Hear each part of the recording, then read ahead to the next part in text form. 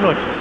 Existen ciclos y ritmos relacionados a diferentes escalas para el individuo, el planeta y el universo, como la niñez, la adolescencia y la madurez, el día y la noche, las fases de la luna, las estaciones y las eras del zodíaco. Estos ciclos sincronizan los cambios entre actividad y reposo para que pueda recuperarse la energía en todos los niveles y se produzcan los movimientos que permiten la evolución. En uno de esos cambios de ciclo ocurrido hace aproximadamente 12.900 años, al finalizar la época glacial ocurrió el diluvio universal, cuando desapareció toda la civilización existente, la que hoy llamamos la Atlántida. En este programa veremos teorías que sitúan la isla nunca encontrada en diferentes sitios del planeta y continuaremos profundizando en las 7 leyes universales para comprender este proceso evolutivo que vive el individuo y la civilización. Acompáñenos. El universo y el planeta tienen ciclos que afectan e influyen los procesos individuales y grupales. La Tierra gira alrededor del Sol en 365,25 días. El sistema solar gira alrededor de Alción, el Sol central de las Pléyades, en un gran ciclo de 25.920 años. Y todo el conjunto gira a su vez alrededor del centro de la galaxia en aproximadamente 220 millones de años.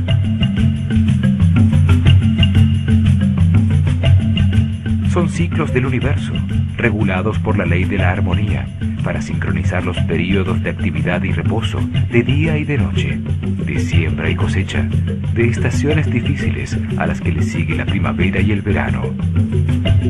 Están diseñados por el Creador para permitir el avance de las conciencias hacia la sabiduría.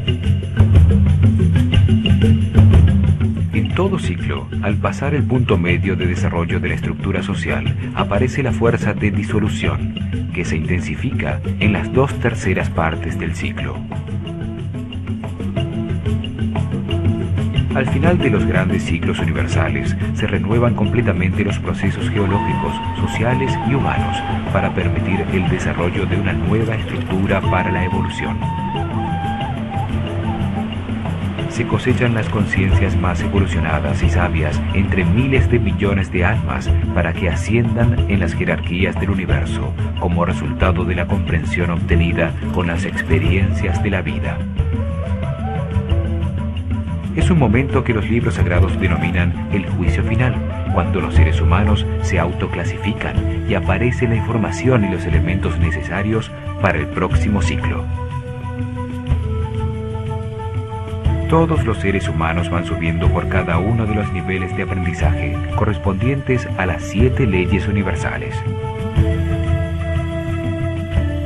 Las civilizaciones crecen como niños y desarrollan características sociales, económicas, políticas y religiosas que definen las respuestas de los individuos y las maneras de aprender sobre el universo. Sin embargo, llega un momento en que la estructura desarrollada se vuelve rígida. No permite los cambios que facilitan ese aprendizaje ni la comprensión necesaria para ascender en las jerarquías del universo. Por eso, existen los grandes ciclos que renuevan la Tierra, permitiendo un nuevo desarrollo social por otro período igual.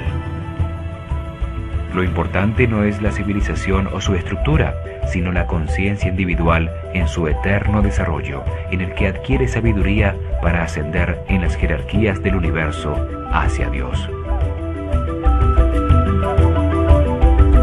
Se puede decir que la civilización es el cuerpo que contiene la personalidad temporal de toda la humanidad, en su proceso de comprensión del universo y evolución espiritual. Estos grandes ciclos producen eventos magnéticos a escala de toda la humanidad que sacuden al planeta y generan cambios como el diluvio que produjo la desaparición de la civilización atlante para dar paso al nuevo ciclo de la actual civilización que llamaremos Aria.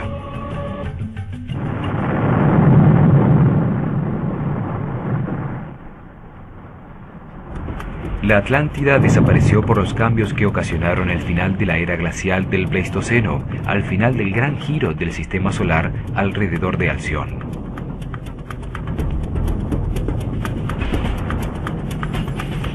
Ese gran ciclo fue dividido por los sumerios en 12 eras, de 2160 años cada una, para registrar los momentos críticos del avance del sistema solar en su paso a través de esas 12 divisiones que conforman el zodíaco o círculo de animales. En estos momentos, el sistema solar se encuentra al final de la era de Piscis, a punto de entrar en la nueva era de Acuario, casi en la mitad del recorrido del nuevo tiempo, contado a partir del diluvio universal y la desaparición de los atlantes. La civilización aria actual está saliendo de 12.960 años de oscuridad. Se encuentra en el amanecer de la galaxia, en un momento de transformación que comienza a producir una nueva era de armonía y paz, que tendrá los próximos 12.960 años de florecimiento. Un ciclo como el día y la noche, en una escala mayor, que produce las transformaciones necesarias para permitir la evolución del hombre y la humanidad como un todo. La humanidad atlante también vivió ese gran ciclo de 25.920 años. La primera mitad de ese ciclo fue en la noche de la galaxia, la segunda mitad floreciendo cerca de la luz. En cada gran ciclo, la civilización tiene 3 períodos. Inicialmente, la mayoría de los sobrevivientes del cataclismo con el que terminó el ciclo anterior están perdidos en la oscuridad. Son como un agujero negro absorbente. Solo existe el lamento por lo perdido. Emanan solo luz negra de sí mismos. Pero con el tiempo se sobreponen y gestan una civilización primitiva. En una segunda etapa, maestros con conocimientos, sabiduría y niveles superiores de conciencia que sobrevivieron al cataclismo o guías que pertenecen a las jerarquías superiores del universo, que permiten el establecimiento de las estructuras básicas de la sociedad.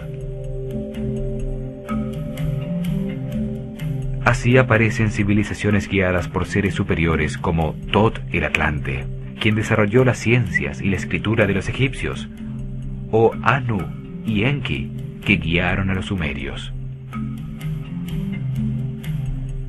Los individuos más avanzados de la civilización actual recibieron el conocimiento del ciclo anterior Atlante, convirtiéndolo en la base de la nueva estructura. Durante los últimos 12.948 años, han desarrollado una cultura propia y están en el proceso de transformación que los conducirá al apogeo de la actual civilización, cuando la sociedad y la mayoría de sus individuos conecten los centros de amor en la conciencia. En ese momento, los individuos evolucionados, soles radiantes que emiten la luz dorada que no produce sombras, al vivir con la sabiduría contenida en las 7 leyes universales, guían a la civilización en su camino hacia el momento final de toma de conciencia y conclusión del ciclo. Esto mismo sucedió con los atlantes en su paso por el mismo punto. En toda civilización hay individuos en distintos niveles de evolución en su avance por la pirámide de las 7 leyes universales. Los procesos evolutivos son individuales.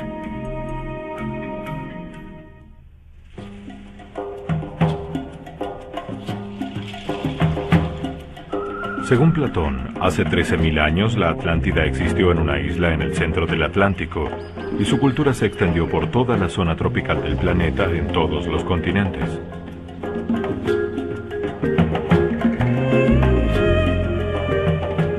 Es absurdo pensar que una civilización que se desarrolló por 25.920 años y que llegó a tener avanzadas tecnologías que incluían la antigravedad y el transporte aéreo, estaba circunscripta a una isla.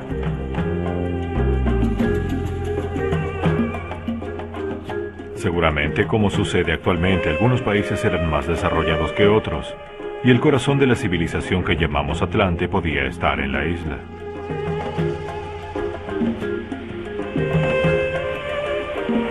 Con el cataclismo conocido como el diluvio universal, la isla desapareció y en todos los sitios de la Tierra se registraron inundaciones, terremotos y destrucción.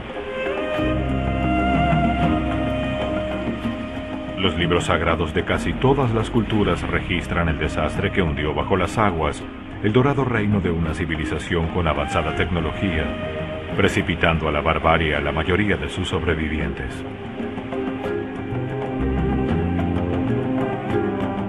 Las Islas Doradas hindúes, la Península Dorada griega, el Dorado americano, la Casa de Apsu de las tradiciones babilonias, la fortaleza subterránea de los persas,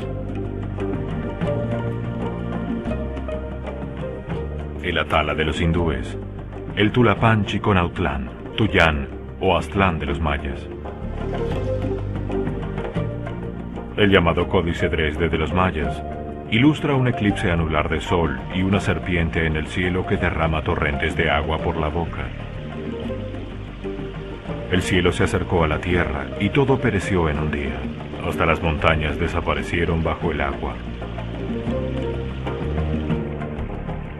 El Popol Vuh, otro libro sagrado maya, sitúa al este la tierra de sus antepasados desaparecida bajo el mar, en un día en que también en su tierra había fuego en el cielo y una lluvia de agua y brea convirtió el día en noche cerrada. La tierra temblaba y los árboles y las casas caían en pedazos. El Chilambalam, el libro sagrado de los sacerdotes mayas, afirma que terribles erupciones y terremotos sucedían mientras las islas se sumergían bajo las aguas del mar y del cielo caía una lluvia negra.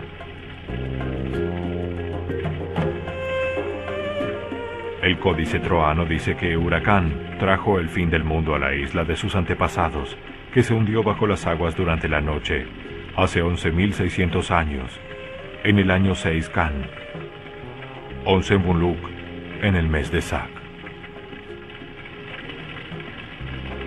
El Códice Boturini habla de la destrucción de la isla de sus antepasados por terremotos, una erupción volcánica y el hundimiento en el mar.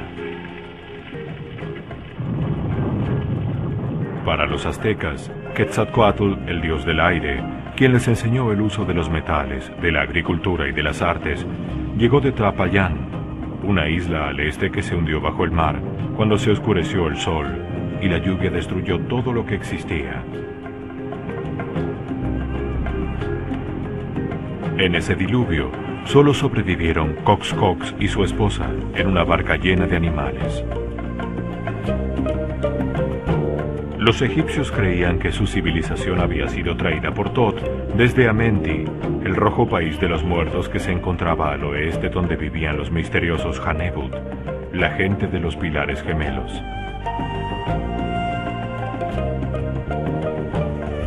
El papiro Ipuwer describe un cataclismo cósmico, donde se hundió bajo las aguas el continente de sus antepasados y toda la tierra de Egipto que resurgió de las aguas en el Seb Tepi o Tiempo Nuevo.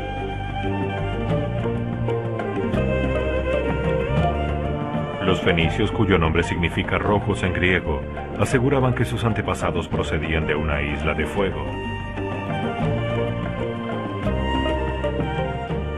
Los celtas dicen que vinieron de una tierra que se hundió en el mar por un terrible cataclismo, la tierra de Glass. También la llamaban el paraíso hundido o Cantref-Wello.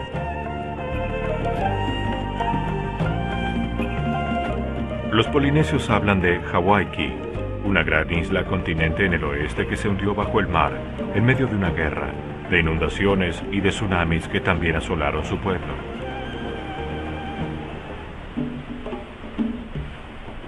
Platón no es el único escritor antiguo que habla de una civilización anterior. Virgilio en las Geórgicas y Tíbulo en las Elegías nos cuentan de una civilización desaparecida donde no existía la propiedad privada. La tierra era de todos y se vivía en gran armonía.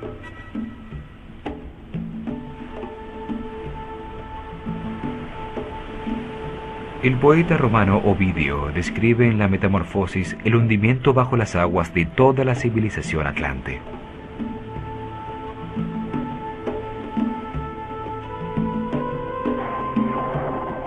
Había antaño tanta maldad sobre la tierra que la justicia voló a los cielos, y el rey de los dioses decidió exterminar la raza de los hombres. La cólera de Júpiter se extendió más allá del reino de los cielos. Neptuno, su hermano de los mares azules, envió olas en su ayuda y copó la tierra con su tridente, y ésta tembló y se estremeció. Muy pronto, no era ya posible distinguir la tierra del mar. Bajo las aguas, las ninfas nereidas contemplaban asombradas los bosques, las casas y las ciudades. La mayoría de los pueblos sobre la Tierra registran una destrucción generalizada alrededor del globo por un cataclismo que destruyó una dorada civilización. Todo indica que el diluvio ocurrió entre el año 10.500 a.C. y el 11.500 a.C. Los calendarios de casi todas las culturas comienzan a contar lo que llamaron el Nuevo Tiempo en ese periodo. Los calendarios egipcio, maya, inca y persa eran muy similares. Todos dividían el año en 18 meses de 20 días y tenían un período de transición de 5 días de fiesta para recibir el año nuevo. Los persas, que practicaban la religión de Zoroastro, comienzan a contar el nuevo tiempo en el año 10.600 a.C.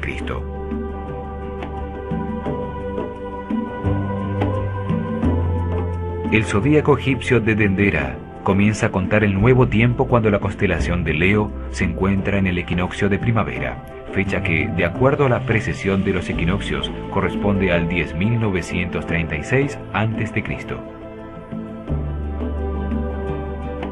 El calendario así 11.500. Los mayas cuentan en ciclos de 2.560 años. En el comienzo de los tiempos, en el 3113 a.C., habían transcurrido 3 ciclos, o sea, 7.680 años, lo que nos lleva al 10.793 a.C. Los científicos actuales confirman que el clima sobre la Tierra cambió súbitamente hace unos 12.000 años, terminando la era glacial, con la aparición de una corriente cálida hacia el año 10.500 a.C. y una inusitada actividad del Sol. Estudios sobre la geomorfología de las costas encontraron que aproximadamente en el año 10.500 a.C., el nivel del mar en todo el mundo subió entre 100 y 150 metros hasta su nivel actual, debido al derretimiento de los glaciares que cubrían gran parte de los continentes.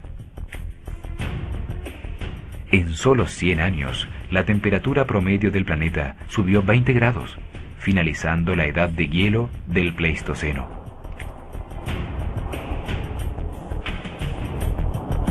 Los continentes cambiaron de forma al derretirse la masa de hielo, que liberó la presión isostática sobre la corteza de la Tierra, produciendo nuevas montañas y fuertes movimientos en las placas tectónicas. Esto produjo la extinción de muchos mamíferos, el cambio de la forma de los continentes y el hundimiento de la Atlántida. El investigador Zecharia Sitchin se basa en tablas sumerias para afirmar que el final de la era glacial, del Pleistoceno y el diluvio, sucedieron entre el 10.500 y el 11.000 a.C.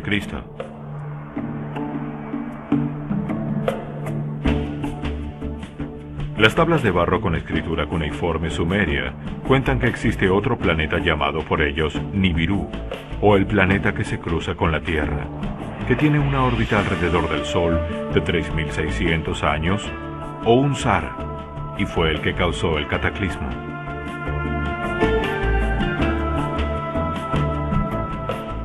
El cruce cercano a la órbita de la Tierra de Nibiru, el planeta no reconocido, con su campo magnético y fuerza gravitacional, desestabilizó a la Tierra moviendo su eje de rotación. En ese momento el clima del planeta cambiaba. La temperatura promedio había subido 20 grados en 100 años, y los glaciares existentes en todos los continentes y los hielos de los polos se encontraban bastante sueltos.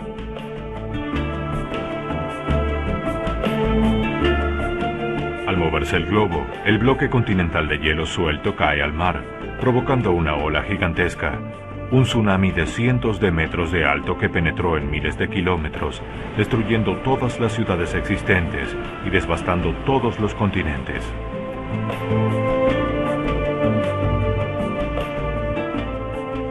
El movimiento de las capas tectónicas provocó un terremoto global, la explosión de todos los volcanes, enormes evaporaciones de agua y tormentas.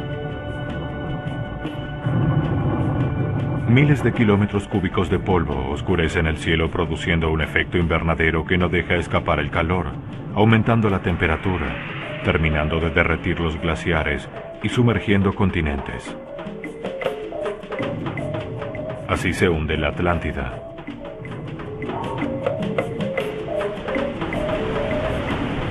Las ciudades, los centros de la cultura, habían desaparecido. La catástrofe impone condiciones a los sobrevivientes.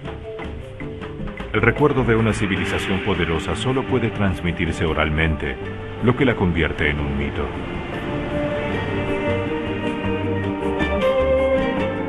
En todas las culturas aparece el mito del diluvio y de un ser a quien le avisan de la inminente catástrofe, con órdenes precisas de aprovisionarse, reuniendo semillas y animales para reiniciar la civilización.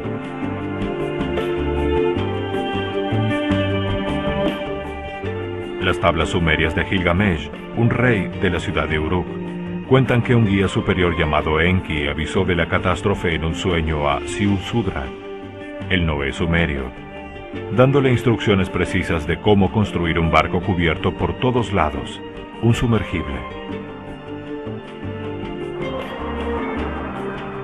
El relato bíblico del arca cuenta que Noé soñó que una catástrofe destruiría a la humanidad y que debía construir un arca para refugiarse con su familia y varios animales.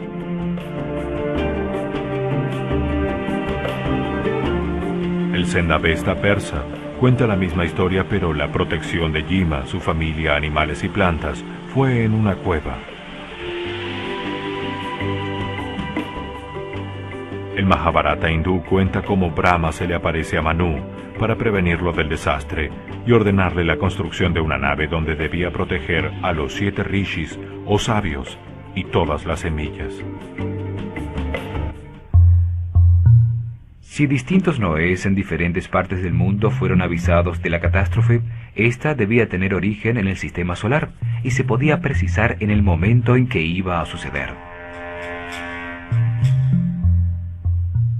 Al destruirse la civilización, la humanidad sobreviviente sufrió un retroceso y quedó en estado de barbarie. Todos los pueblos describen seres extraordinarios, con grandes conocimientos, llegados de una isla desaparecida, que organizaron su estructura social y trajeron tecnología.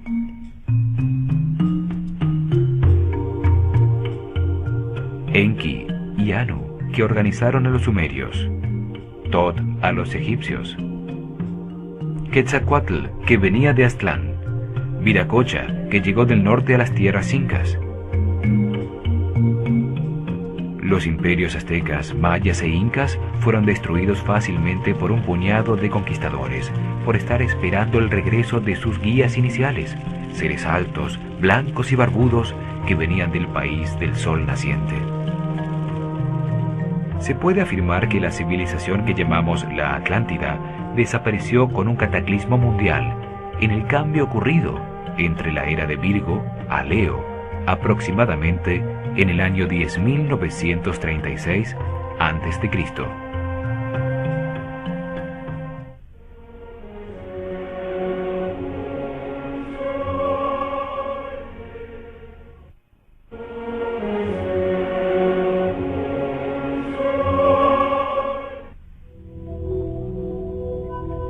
En 1900, Katie Frost publicó en el Times de Londres una teoría que situaba a la Atlántida en la Creta minoica. Hablaba de una pacífica civilización que fue el centro de un gran imperio unido por el mar. Argumentó que su capital, Knossos, junto con las ciudades aliadas, fueron destruidas cuando estaban más seguras y fuertes, como si todo el reino hubiera sido barrido por el mar, dando lugar a la leyenda de la Atlántida.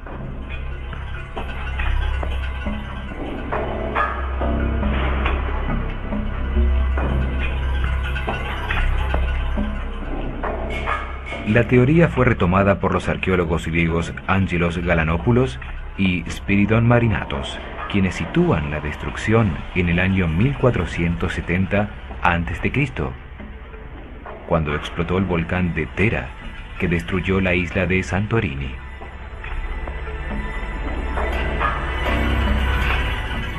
La explosión produjo una gigantesca ola, un tsunami, que barrió con sus aguas todas las islas cercanas, ocasionó fuertes tormentas, terremotos, y sus cenizas bloquearon el sol por años.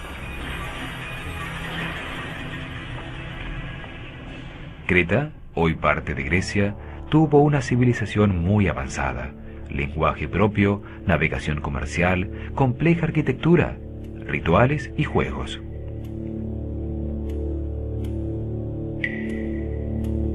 Dice la leyenda que el palacio del rey Knossos fue construido por Daedalus, el padre de Ícaro, para albergar en su laberinto al Minotauro, hijo de los amores de la lujuriosa esposa del rey Minos, con un bellísimo toro blanco.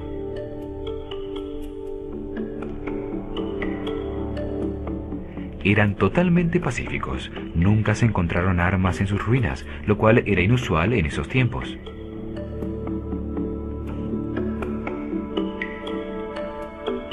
Marinatos justifica la diferencia entre las cifras descritas por Platón y las de su teoría, diciendo que un escriba anterior, al sacerdote que le transmitió la información a Solón, confundió el símbolo egipcio de 100 y multiplicó todas las cifras por 10.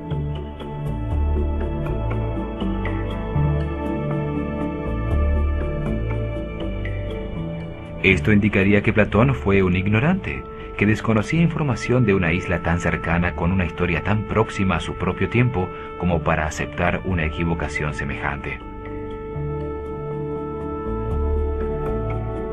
Sin embargo, la equivocación va más allá de las cifras, pues Creta no está localizada después de los pilares de Hércules, al este del Mediterráneo, ni tenía canales de irrigación, ni elefantes, ni clima tropical, ni su vegetación tenía cocos y piñas, tal como dice Platón en sus descripciones sobre la Atlántida. La destrucción de Creta sucedió apenas 900 años antes de Solón, no 9000 como dice Platón que sucedió en la Atlántida. No dejaron construcciones megalíticas ni la isla se hundió bajo el mar.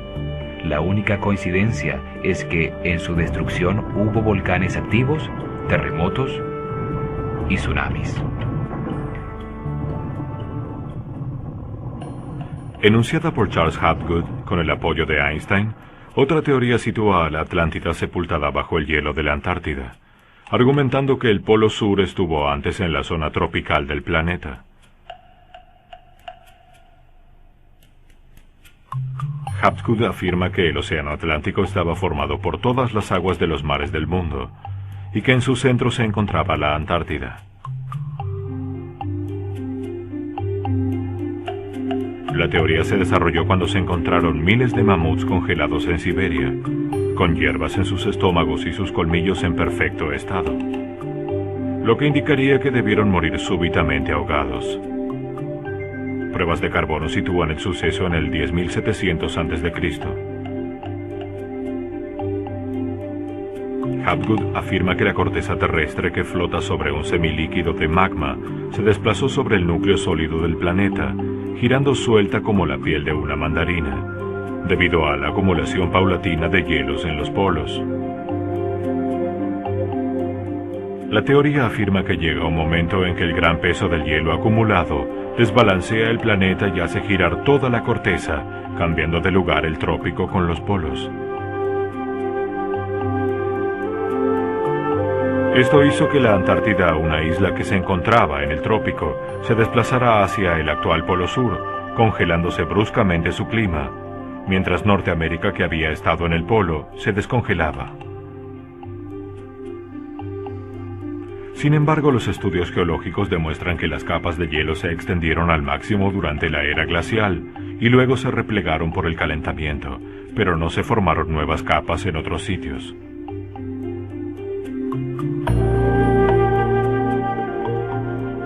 Los bosques ecuatoriales como los del Amazonas, África e Indonesia han existido allí por millones de años, desarrollando gradualmente su enorme variedad de especies, y ningún cambio en el eje de giro los ha congelado o desplazado. El polo magnético ha cambiado varias veces con las edades geológicas de la Tierra, pero esto no altera fundamentalmente la vida sobre la corteza terrestre. El polo celeste, determinado por el eje de giro de la Tierra con relación a la bóveda celeste, varía levemente debido al movimiento de la precesión de los equinoccios.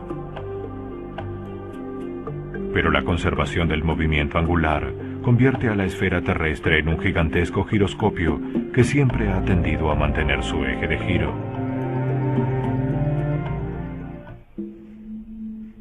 Esta teoría tampoco coincide con los hechos narrados por Platón, entre los que afirma que el continente se hundió totalmente en el mar, algo que nunca sucedió con la Antártida. Una hipótesis presentada en 1920 por el científico alemán Alfred Wegener, aceptada por la geología moderna, afirma que los continentes actuales son, desde hace 160 millones de años, partes separadas de un único e inmenso supercontinente llamado Pangea. La ubicación de la gran isla Atlante desaparecida debe tomar en consideración la teoría de Wegener sobre el movimiento de los continentes. Su teoría afirma que los continentes y los océanos están situados sobre unas enormes placas llamadas tectónicas, de roca basáltica, cuarzo y feldespato que forman la corteza terrestre.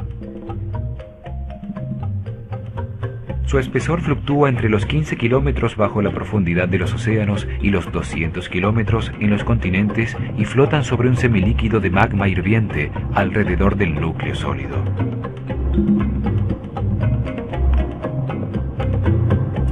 La Tierra está formada por 13 placas tectónicas, 7 grandes, 4 medianas y 2 pequeñas, que tienen movimientos relativos entre sí y que se fueron separando hasta llegar a las posiciones actuales de los continentes. Sus bordes registran permanentes choques y movimientos, unos de separación, otros de acercamiento y otros de transformación entre las placas adyacentes. En estos bordes suceden la mayoría de los terremotos y se localizan los volcanes del planeta. La placa más grande es la de Norteamérica, le sigue la que soporta a Europa y Asia. La tercera en tamaño es la placa del Pacífico, en cuyos bordes se encuentra el cinturón de fuego de volcanes. Las placas tectónicas de Sudamérica y África se han estado separando desde el comienzo de los tiempos y son de un tamaño muy similar al de la placa de Australia. La última gran placa es la que soporta el continente de la Antártida en el polo sur del planeta. Luego aparecen 4 placas intermedias de tamaño similar. La placa de Nazca, que trata de levantar el continente sudamericano metiéndose por debajo, y la placa arábica, la India y la Filipina.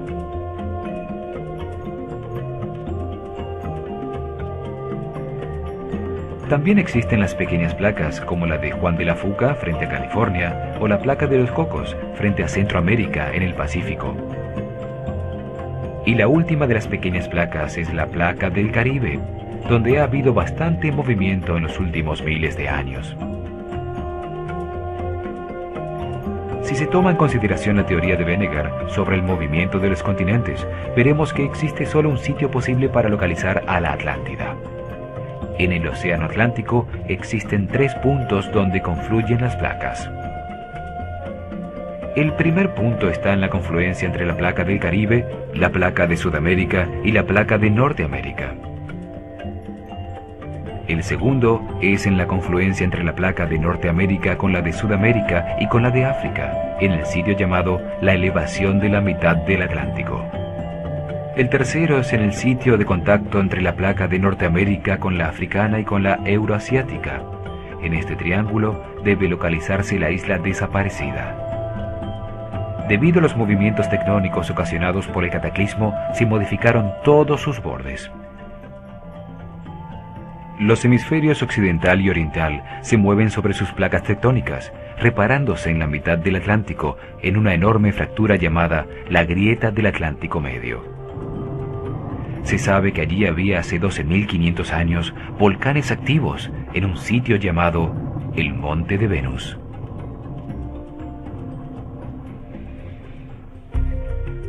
Si por alguna parte desapareció la Atlántida, puede haber sido por esta hendidura al final de la última glaciación, en el momento de los grandes movimientos telúricos y el diluvio universal.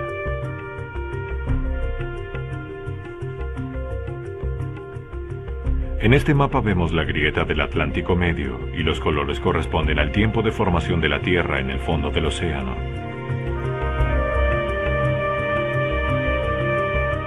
Podemos apreciar que la Tierra se consolidó a lo largo de la grieta en los últimos miles de años, mientras que el color verde predominante de los continentes nos indica que están así desde hace 90 millones de años.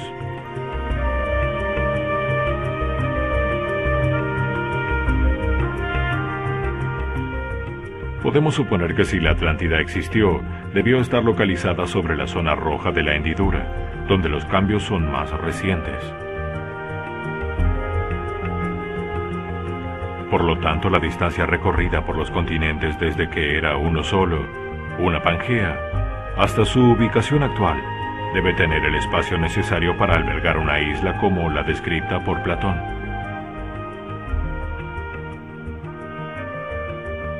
Se puede observar que la isla siempre tuvo el espacio necesario para existir, y que hace 150 millones de años puede haber formado parte del corazón de la Pangea. Quiere decir que puede haber existido una masa de tierra en la mitad del Atlántico, sin que esto contradiga la teoría de la separación de los continentes. Desde la aparición de la vida orgánica, la tierra y el agua han luchado por su supremacía. Continentes e islas se han hundido en el mar, y muchas nuevas han surgido del fondo. Penínsulas se han convertido en islas al hundirse el cuello de tierra que las unía con los continentes. Los bordes de los continentes e islas nunca han permanecido exactamente iguales, ni siquiera por una hora. Están continuamente en cambio. Los geólogos modernos, estudiando las capas y estratos en el planeta, saben que la tierra y el agua han cambiado de sitios repetidas veces.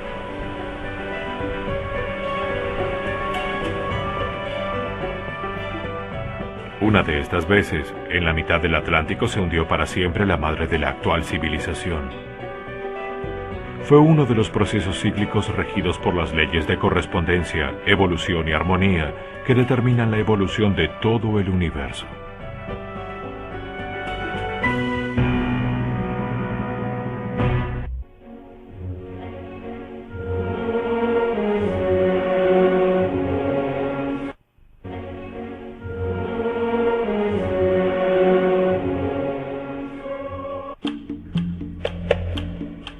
Los atlantes más evolucionados encontraron que la naturaleza no responde al azar ni al capricho de un dios emocional, sino que está regulada por 7 leyes fundamentales que han existido desde siempre.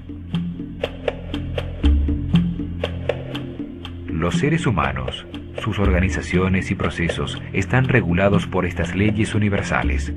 Todo lo que sucede está determinado por una de esas leyes. Todo lo que existe es perfecto y tiene un propósito.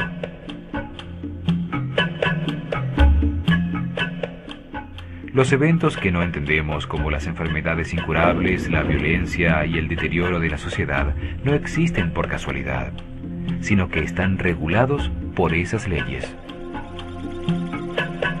Conocer, entender y aceptar las leyes universales que rigen los procesos de la civilización permiten ver que cada ser humano es parte de un proceso de evolución universal.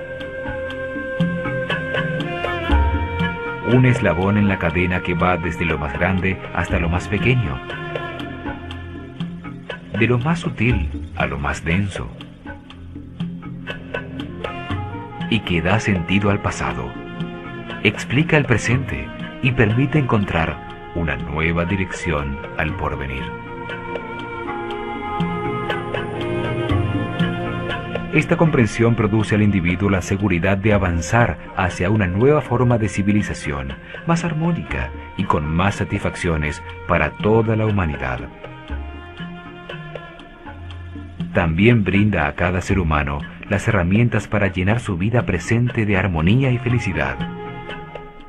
La ley de la naturaleza, en base a la pirámide de las leyes, codifica en el ADN de todos los seres vivos la estructura de los cuerpos físicos y las conductas instintivas de cada especie para propiciar su multiplicación, mantenerlos con vida y permitir que se defiendan de la agresión.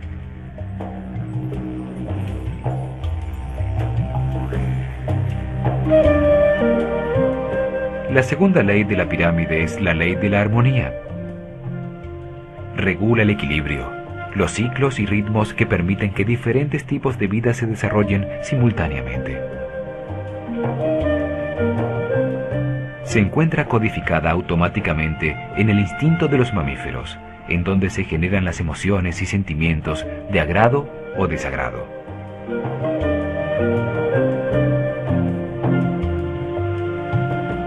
Lo que genera armonía y permite las relaciones equilibradas entre las especies produce agrado. Lo que impide la existencia simultánea de distintos tipos de vida produce desagrado. Lo que agrada se repite, lo que desagrada se evita. Las especies predadoras, por ejemplo, solo matan cuando lo necesitan para subsistir. No acaban con otra especie por placer. Una vez satisfecha su necesidad, coexisten pacíficamente con sus víctimas posibles. En el hombre, la armonía se logra paulatina y conscientemente a lo largo de la vida. Almacena en la memoria intelectual los distintos conceptos que ha aprendido para definir lo que para él es belleza y arte.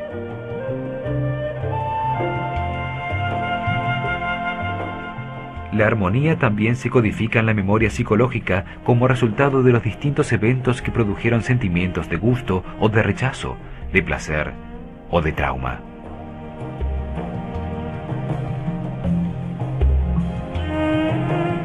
Estos conceptos y recuerdos permiten que el hombre pueda establecer una relación de equilibrio entre dar y recibir que produce agrado y armonía.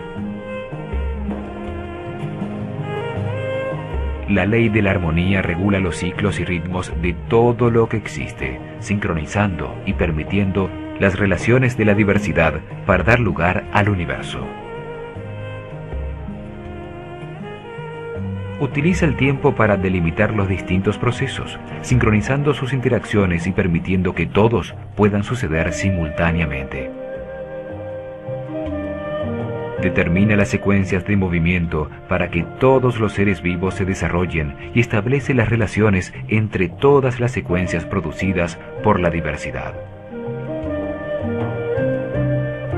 Proporciona la organización y la distribución para que todo lo que existe ocupe el lugar que le corresponde.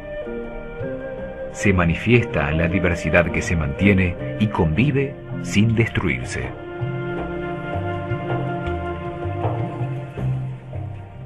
Reconocemos su acción en la interacción de los reinos de la naturaleza para mantener la vida en las estaciones. También en las perfectas relaciones que existen entre todas las especies, en el diseño de los diferentes instintos de defensa y agresión.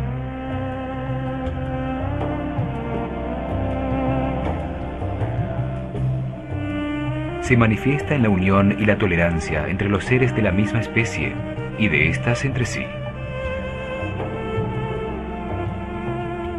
La armonía está presente en todo aquello que gusta y produce satisfacción, pues así se reconoce el equilibrio que requiere la naturaleza para mantener un proceso en el que intervienen distintas fuerzas o energías. Así se manifiesta en las relaciones humanas, a través de los acuerdos que se hacen para equilibrar las relaciones entre los individuos.